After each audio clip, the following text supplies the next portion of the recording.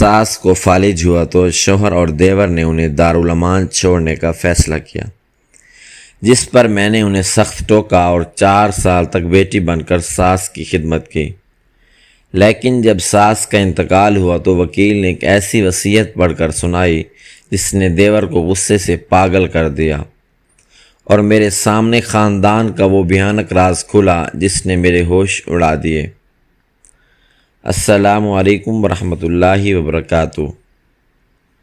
اس شام جب گھر کے آنگن میں اندھیرا اتر رہا تھا تو میرے دل پر بھی خوف کے گہرے سائے لہرانے لگے تھے، کیونکہ ڈاکٹر نے صاف کہہ دیا تھا کہ اماں جی اب کبھی اپنے پیروں پر کھڑی نہیں ہو پائیں گی، اور فالج کے اس شدید حملے نے ان کی زبان بھی چھین لی تھی، جس پر میرے شوہر اور دیور نے ایک طویل مشورے کے بعد انتہائی سرد مہری سے یہ فیصلہ سنانا شروع کیا کہ ہمیں امی کو کسی اچھے دارالامان یا فلاحی مرکز میں منتقل کر دینا چاہیے، کیونکہ ہم جیسے مصروف لوگ ان کی حالت میں دیکھ بھال کرنے کا طریقہ اور وقت بالکل نہیں رکھتے۔ ان دونوں بھائیوں کی یہ بے حسی سن کر میرا خون کھولنے لگا اور مجھ سے رہا نہ گیا، تو میں نے ان کے سامنے کھڑے ہو کر بلند آواز میں سوال کیا کہ جب تم دونوں بچپن میں بے بس اور لاچار تھے تو کیا اس عظیم ماں نے تم لوگوں کو کبھی کسی یتیم خانے کی سیڑھیوں پر چھوڑنے کا سوچا تھا، جو آج تم اپنی ذمہ داریوں سے یوں فرار اختیار کر رہے ہو؟ میری یہ تلخ اور سچی بات سنتے ہی پورے کمرے میں ایک ایسا گہرا اور ہولناک سناٹا چھا گیا کہ دونوں بھائیوں کی نظریں شرمندگی یا شدید غصے سے جھک گئیں، لیکن ان کے چہروں کی بدلی ہوئی رنگت صاف بتا رہی تھی کہ ان کے دلوں میں کوئی ایسی بات ضرور چھپی ہے جو وہ مجھ سے چھپا رہے ہیں، مگر میں نے اسی پل کا ارادہ پکا کر لیا، دنیا چاہے ادھر سے ادھر ہو جائے، میں اپنی ساس کو اس گھر سے کہیں جانے نہیں دوں گی، اور خود ایک سچی بیٹی بن کر ان کی آخری سانس تک خدمت کروں گی، چاہے اس کے لیے مجھے اپنے شوہر کی باتیں ہی کیوں نہ جھیلنی پڑیں۔ دونوں بھائی میری اس ہٹ دھرمی پر اندر ہی اندر سلگ رہے تھے، لیکن سماج کے ڈر سے انہوں نے بظاہر خاموشی اختیار کر لی، اور یوں وہ بھی بوڑھی لاچار ماں اسی گھر کے کمرے میں میری نگرانی میں رہ گئی۔ وقت گزرتا گیا اور دن مہینوں میں بدلتے گئے۔ میں صبح سویرے اٹھنے سے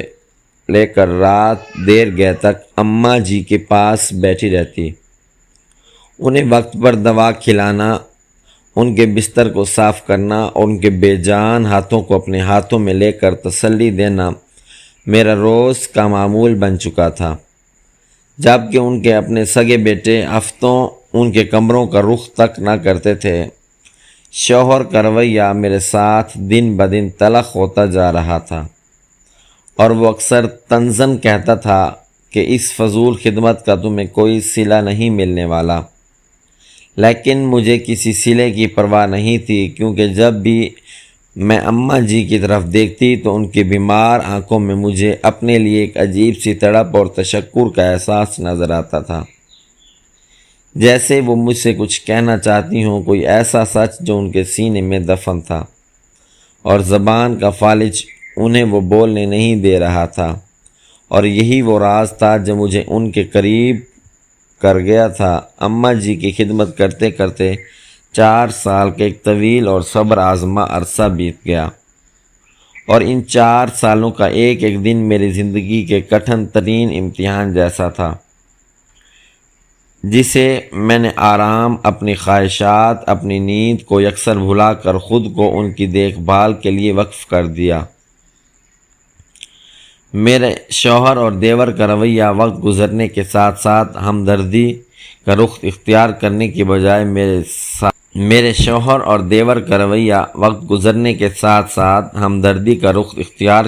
بجائے مزید سرد، کڑوا اور عجیب ہوتا چلا گیا تھا۔ وہ نہ صرف اماں جی کے کمرے میں آنے سے کتراتے تھے، بلکہ جب بھی وہ دونوں بھائی لاؤنج میں اکٹھے بیٹھ کر سرگوشیاں کر رہے ہوتے اور میں وہاں پہنچی تو وہ اچانک چونک کر خاموش ہو جاتے، جیسے ان کے درمیان کوئی ایسا گہرا اور ہولناک راز تھا جس کی بھنک بھی وہ کسی قیمت پر مجھے نہیں لگنے دینا چاہتے تھے۔ میں اکثر نوٹ کرتی کہ جب بھی میرا دیور کسی کام کے سلسلے میں اماں جی کے کمرے میں قدم رکھتا تو ان کی بے جان اور ساکت آنکھوں میں خوف، وحشت اور بے بسی کی ایک عجیب سی لہر دوڑ جاتی تھی، اور وہ اپنی کانپتی ہوئی لاچار انگلیوں سے کمرے کے کونے میں رکھی اب پرانی الماری کے خفیہ خانے کی طرف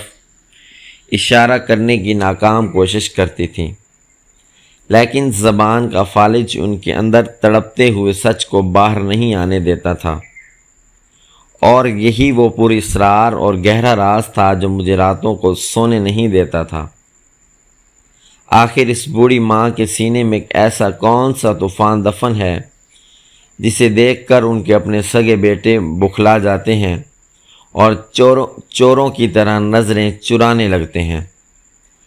دن گزرتے گئے اور گھر کے اندر کا تناؤ بڑھتا گیا۔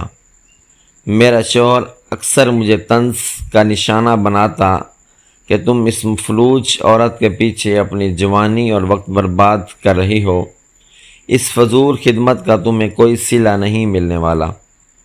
مگر میرے دل میں ایک عجیب سا یقین تھا کہ سچی محبت کبھی رائے گاہ نہیں جاتی۔ پھر ایک رات جب باہر تیز طوفانی بارش ہو رہی تھی اور بجلیاں کڑک رہی تھیں، اماں جی کی طبیعت اچانک حد سے زیادہ خراب ہو گئی۔ ان کا سانس اکھڑنے لگا، چہرہ نیلا پڑنے لگا، اور انہوں نے اپنی زندگی کی پوری طاقت جمع کر کے میرا ہاتھ اتنی سختی سے پکڑا کہ مجھے صاف محسوس ہوا جیسے وہ مرنے سے پہلے اپنے اندر چھپا وہ سارا سچ، وہ سارا درد میرے حوالے کر دینا چاہتی ہیں۔ ان کی آنکھوں سے آنسو بہہ رہے تھے اور وہ بار بار الماری کی طرف دیکھ رہی تھیں۔ میں نے گھبرا کر شوہر اور دیور کو اونچی آواز میں پکارا۔ گھر میں افراتفری مچ گئی، لیکن افسوس کہ جب تک وہ دونوں بھائی لاؤنج سے دوڑتے ہوئے کمرے میں پہنچے، اماں جی کی آنکھیں ہمیشہ کے لیے پتھرا چکی تھیں اور وہ اس فانی دنیا سے رخصت ہو کر اپنے سارے دکھ اور اپنے ساتھ لے جا چکی تھیں۔ اماں جی کی موت کے بعد گھر کا ماحول اداس اور سنجیدہ ہونے کے بجائے ایک عجیب سی سنسنی اور پوری اسراریت میں ڈوب گیا، کیونکہ ابھی ان کی تدفین اور تیسرے دن کے ختم کو گزرے 2 ہی دن ہوئے کہ میرے دیور نے نہایت عجلت اور بے صبری کا مظاہرہ کرتے ہوئے خاندان کے پرانے قانونی وکیل صاحب کو فوراً گھر بلا لیا۔ جب وکیل صاحب کالے رنگ کا ایک بڑا سا چمڑے کا بیگ لے کر ہمارے لاؤنج میں آ کر بیٹھے تو میں نے محسوس کیا کہ وہ میرے شوہر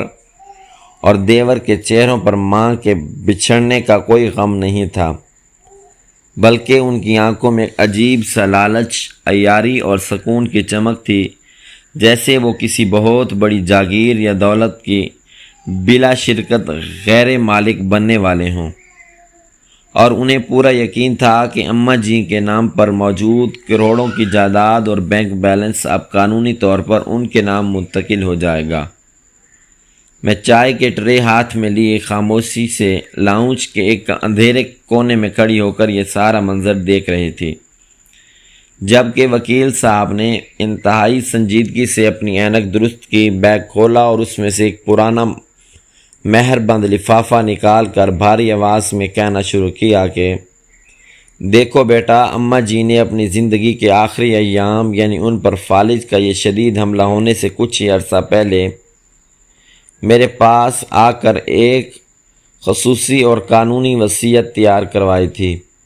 اور انہوں نے مجھ سے یہ سخت وعدہ لیا تھا کہ یہ وصیت نامہ صرف اور صرف ان کی موت کے بعد ہی پورے خاندان کے سامنے کھولا جائے اور اس پر عمل کیا جائے۔ وکیل صاحب کی یہ پراسرار بات سنتے ہی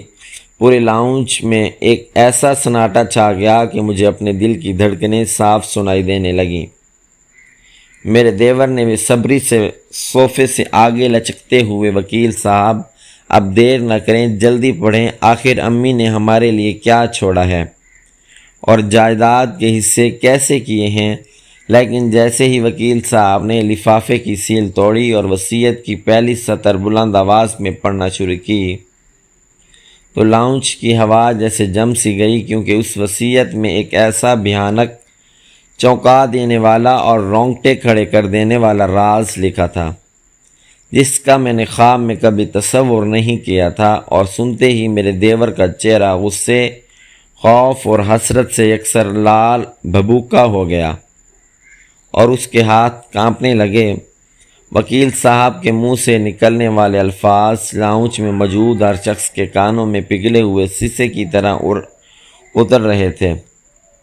میرے دیور کی حالت ایسے ہو چکی تھی جیسے اس کے پیروں تلے سے زمین ہی کھینچ لی گئی ہو۔ وکیل صاحب نے اینک کے پیچھے سے سب پر ایک گہری نظر ڈالی اور وصیت کے کاغذ کو سیدھا کرتے ہوئے دوبارہ پڑھنا شروع کیا۔ میں آسمہ بیگم ہوش و حواس خمسہ میں یہ وصیت لکھوا رہی ہوں کہ میری وفات کے بعد میری شہر والی تمام دکانیں،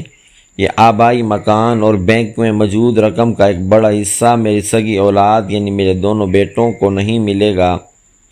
بلکہ اس کل جائیداد کی 70% مالک میری بہو ہوگی،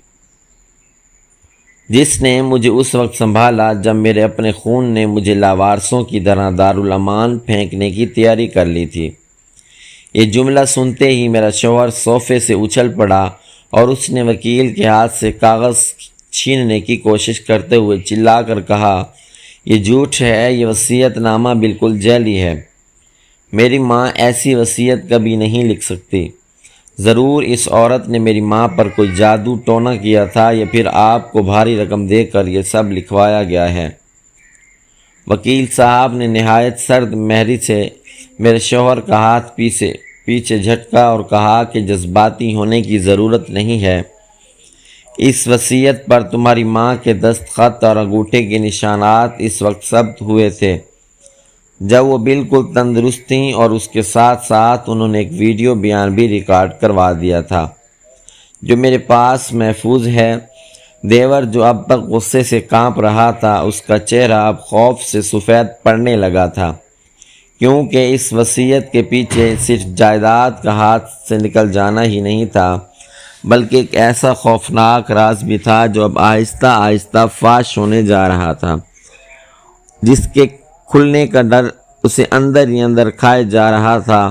وہ ہچکچاتے ہوئے آگے بڑھا اور وکیل سے کہنے لگا، وکیل صاحب، امی نے باقی کا 30% حصہ تو ہمارے نام کیا ہے، ہم ان کے سگے بیٹے ہیں، وہ ہمیں یوں ہی سڑک پر نہیں چھوڑ سکتی۔ وکیل صاحب نے ایک گہرا سانس لیا، ان کے چہرے پر اب ہمدردی کی بجائے ایک شدید نفرت کے تاثرات ابھر آئے تھے۔ انہوں نے وصیت کا اگلا صفحہ الٹا اور وہ غصے سے لال بھبوکا ہوتے ہوئے دیور کی آنکھوں میں آنکھیں ڈال کر کہا، تم نے جائیداد کی بات کی ہے تو سنو، تمہاری ماں نے اس وصیت میں لکھا ہے کہ باقی کا 30% حصہ صرف اور صرف اس صورت میں تمہیں ملے گا جب تم دونوں بھائی پولیس اسٹیشن جا کر اس جرم کا اعتراف کرو گے جو تم نے 4 سال پہلے اپنی ماں کے ساتھ کیا تھا۔ یہ سنتے ہی میرے شوہر کے ماتھے پر پسینے کی بوندیں چمکنے لگیں اور دیور نے گھبرا کر اپنے بھائی کی طرف دیکھا، جیسے ان کا کوئی بہت بڑا اور کالا کارنامہ اب دنیا کے سامنے آنے والا تھا۔ میں لاؤنج کے اس اندھیرے کونے میں کھڑی، چائے کی ٹرے ہاتھ میں لیے پتھر کا بت بنی یہ سب سن رہی تھی، اور میرا دماغ سن ہو چکا تھا، کیونکہ میں تو صرف یہ جانتی تھی کہ اماں جی کو اچانک فالج کا حملہ ہوا تھا، لیکن وکیل صاحب کی زبان سے نکلنے والے ان الفاظ نے میرے سامنے ایک بالکل نئی اور ہولناک حقیقت لا کھڑی کی۔ وکیل صاحب نے وصیت کا آخری حصہ پڑھنا شروع کیا، جس میں لکھا تھا کہ لوگ سمجھتے ہیں کہ مجھے فالج کا حملہ قدرتی طور پر ہوا تھا، لیکن سچ یہ ہے کہ اس رات میرے ان دونوں بیٹوں نے جائیداد کے کاغذات پر زبردستی میرے انگوٹھے لگوانے کے لیے مجھے سیڑھیوں سے دھکا دیا تھا، اور جب میں بے ہوش ہو گئی تو مجھے ہسپتال لے جانے کی بجائے کئی گھنٹوں تک تڑپتا ہوا چھوڑ دیا، جس کے صدمے اور اندرونی چوٹ کی وجہ سے مجھ پر فالج کا یہ حملہ ہوا۔ یہ عبرتناک راز جیسے ہی میرے سامنے کھلا، میرے ہاتھ سے چائے کی ٹرے چھوٹ کر زمین پر گری اور ہر طرف سناٹا چھا گیا، کیونکہ اب مجھے سمجھ آ گیا تھا کہ اماں جی ان 4 سالوں میں کیوں دیور کو دیکھ کر خوف سے کانپتی تھیں۔ کیونکہ میں جن دو انسانوں کے ساتھ ایک چھت تلے زندگی گزار رہی تھی وہ کوئی عام انسان نہیں بلکہ لالچ میں اندھے ہو کر اپنی ہی سگی ماں کے خون کے پیاسے بننے والے درندے تھے، جن کے چہروں پر اب پکڑے جانے کا خوف اور رسوائی کی زردی صاف دیکھی جا سکتی تھی۔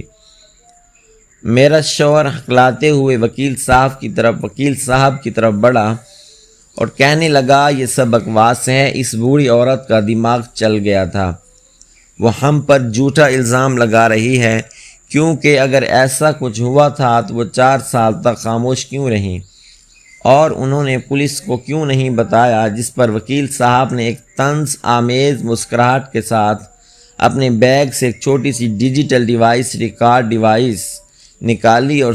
اور اس صوفے پر رکھتے ہوئے کہا کہ آسمہ بیگم کا دماغ بالکل ٹھیک تھا اور وہ جانتی تھیں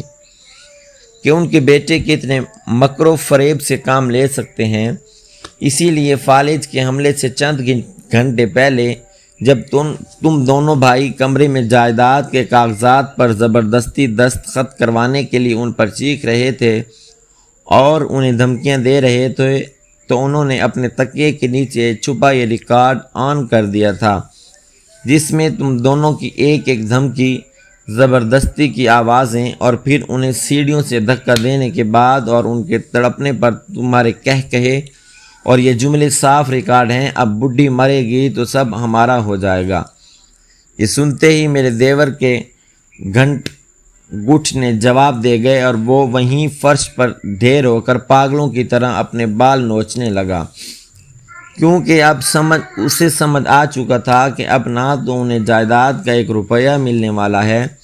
اور نہ ہی وہ قانون کے لمبے ہاتھوں سے بچ سکتے ہیں۔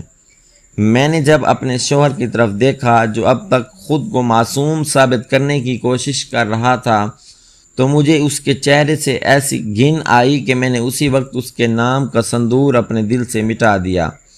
اور وکیل صاحب سے کہا کہ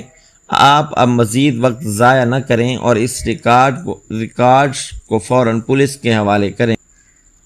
تاکہ ان دونوں کو ان کے کیے کی سزا مل سکے۔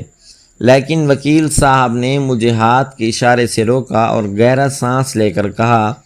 ٹھہرو بیٹی، آسمہ بیگم نے اس وصیت کے آخر میں ایک اور ایسی چونکا دینے والی شرط رکھی ہے جو اس پورے کھیل کا آخری اور سب سے بڑا مروڑ ہے اور جسے سن کر تم سب کے ہوش اڑ جائیں گے، کیونکہ اس بوڑھی ماں کا اصل مقصد صرف ان کو جیل بھیجنا ہی نہیں تھا بلکہ ان کے لیے ایک ایسی عبرتناک سزا کا انتظام کرنا تھا جس کا اندازہ اس لالچی خاندان کے کسی فرد کو بھی نہیں تھا، اور وہ آخری راز اب سامنے آنے والا تھا۔ وکیل صاحب نے جیسے ہی اس آخری مروڑ کا ذکر کیا تو لاؤنج میں سانسیں روک دینے والا تجسس پھیل گیا اور سب کی نظریں ان کے ہاتھ میں موجود وصیت کے آخری کاغذ پر جم گئیں، جس پر انہوں نے بہو عائشہ پر 4 سال تک میری جو خدمت کی ہے وہ اس گھر میں کسی جائیداد کے لالچ میں نہیں بلکہ خالص محبت اور انسانیت کے ناطے کی تھی۔ اسی لیے میں نے اپنی زندگی کا سب سے بڑا سچ اور سب سے بڑی طاقت اسی کے نام کرتی ہوں، اور وہ سچ یہ ہے کہ یہ دونوں بیٹے جنہیں میں نے پالا اور وہ میری سگی اولاد ہی نہیں ہے بلکہ 40 سال پہلے میرے شوہر نے ایک فلاحی ادارے اور دارالامان سے دو لاوارث بچوں کو گود لیا تھا،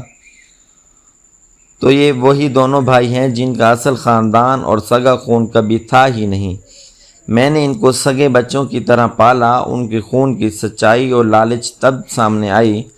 جب انہوں نے مجھے اسی دارالامان میں پھینکنے کا فیصلہ کیا جہاں سے ہم انہیں اٹھا کر لائے تھے۔ اسی لیے قانوناً میں ان دونوں کو اپنی جائیداد کے ساتھ ساتھ اپنا نام اور نسب سے بھی آگ کرتی ہوں، اور آج سے اس پورے گھر، جائیداد اور فیکٹری کی واحد مختار کل میری بہو عائشہ ہوگی، اور ان دونوں بھائیوں کے پاس صرف 2 ہی راستے ہیں، یا تو یہ اس گھر سے ایک کپڑے میں نکل کر اسی دارالامان جا کر رہیں جہاں انہوں نے مجھے بھیجنے کا فیصلہ کیا تھا اور وہاں کی انتظامیہ کی رحم و کرم پر زندگی گزاریں، یا پھر یہ پولیس کے سامنے اپنی ماں کو سیڑھیوں سے دھکا دینے کا اعتراف کر کے جیل کی کوٹڑی کاٹیں اور یہ آخری اور ہولناک راز سنتے ہی میرے شوہر اور دیور کے پیروں تلے سے زمین نکل گئی، اور وہ دونوں بھائی جو کچھ دیر پہلے تک کروڑوں کی جائیداد کے خواب دیکھ رہے تھے، اب سڑک پر آ چکے تھے، اور ان کی حیثیت ایک لاوارث سے زیادہ نہیں رہی تھی۔ وہ دونوں گھٹنوں کے بل زمین پر گر پڑے، اور ان کے چہروں پر پھیلی وہ فرعونیت،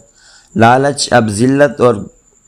گدگدی کے آنسو میں بدل چکی تھی، کیونکہ جس ماں کو وہ لاچار اور بے زبان سمجھ کر 4 سال تک تماشا بنا رہے تھے، اسی ماں نے مرنے سے پہلے ان کے پیروں کے نیچے سے ان کی جھوٹی شناخت اور خاندانی غرور کو پورا میل ہی زمین بوس کر دیا تھا۔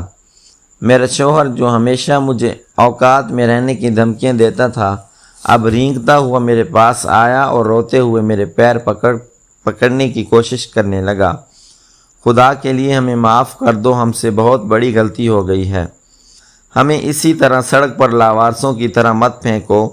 لیکن میرے دل میں ان کے لیے ایک رحم کا ایک بھی قطرہ باقی نہیں بچا تھا، کیونکہ جو انسان اپنی اس ماں کا نہیں ہو سکا، جس نے اسے گود لے کر پالا پوسا اور دنیا میں عزت دار بنایا، وہ انسان کبھی دوسرے رشتے کا مخلص یا وفادار نہیں ہو سکتا تھا۔ میں نے نفرت اور حقارت سے اپنے دامن اور ان کے گندے ہاتھوں سے چھڑایا، اور اپنے آنسو پونچھتے ہوئے وکیل صاحب کی طرف دیکھا۔ لاؤنج کے اس اندھیرے کونے سے نکل کر میں اب پورے وقار کے ساتھ ان کے سامنے کھڑی ہو چکی تھی، اور میں نے فیصلہ کن انداز میں وکیل صاحب سے کہا، ان جیسے درندوں اور آستین کے سانپوں کے لیے دارالامان کی ذلت بھی بہت کم ہے، کیونکہ انہوں نے نہ صرف جائیداد کی خاطر ایک بوڑھی ماں پر ہاتھ اٹھایا، بلکہ اسے تڑپتا ہوا چھوڑ کر انسانیت کا بھی قتل کیا۔ اسی لیے آپ فوراً پولیس کو کال کریں اور وہ آڈیو ریکارڈنگ ان کے حوالے کریں، تاکہ ان کے کیے کی پوری اور عبرتناک سزا مل سکے۔ وکیل صاحب نے میری ہمت کو سراہتے ہوئے فوراً فون اٹھایا، اور چند ہی منٹوں میں پولیس کی گاڑیاں سائرن بجاتی ہوئی ہمارے گھر کے باہر آ کر رک گئیں، اور جب پولیس والے ان دونوں بھائیوں کو ہاتھ کڑیاں لگا کر گھسیٹتے ہوئے باہر لے جا رہے تھے، تو مجھے یوں لگا جیسے اماں جی کی روح لاؤنج کے کسی گوشے سے مسکرا کر مجھے دیکھ رہی ہو، اور انہیں 4 سال کے طویل صبر اور تکلیف کے بعد آخر کار وہ انصاف اور سکون مل گیا ہو، جس کی وہ ایک سچی ماں اور مظلوم عورت کے روپ میں ہمیشہ سے حقدار تھیں۔ ناظرین، مزید اس طرح کی سبق آموز کہانیوں اور ناولوں کے لیے ہماری ویڈیو کو لائک کریں اور شیئر کریں، اور ہمارے چینل کو ضرور سبسکرائب کریں۔ شکریہ۔